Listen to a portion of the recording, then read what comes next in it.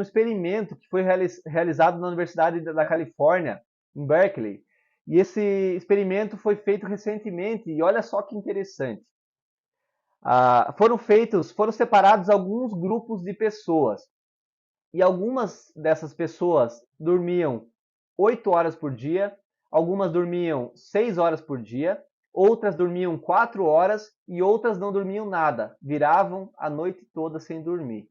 E aí eram feitos alguns testes com essas pessoas, testes cognitivos, testes intelectuais e testes monótonos que mediam a atenção, o nível de atenção, quantas vezes essas pessoas conseguiam, a velocidade com que elas conseguiam fazer e também se elas não iam ficar pescando durante esses exercícios e acabar tendo prejuízos em relação a isso.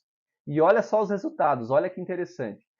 Aquelas pessoas que não dormiram a noite toda, logo na primeira noite, no dia seguinte, ao fazer os testes, o desempenho delas foi como se elas estivessem bêbadas. O resultado foi como se elas tivessem uma grande dificuldade, como se elas tivessem ingerido álcool para fazer os testes. Ou seja, o prejuízo já começou a acontecer na primeira noite sem dormir. O segundo grupo, as pessoas que dormiram 4 horas, a partir da terceira noite, já começaram a ter os mesmos resultados ruins daquelas pessoas que não dormiram, depois de 3 dias.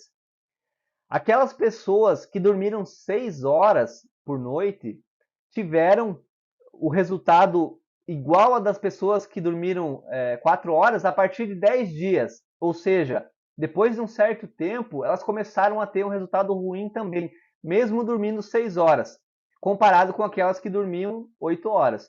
E olha só que interessante, mesmo essas pessoas que dormiam 6 horas, ou seja, apenas 2 horas a menos ali do que o previsto, do que o grupo que dormia mais, elas tinham a sensação de que elas estavam muito bem. Todas as manhãs, quando era perguntado, a impressão que elas tinham é que elas estavam mantendo o mesmo desempenho, apesar de o desempenho delas vir caindo dia a dia, até no momento que chegou que elas estavam com desempenho ruim como as demais.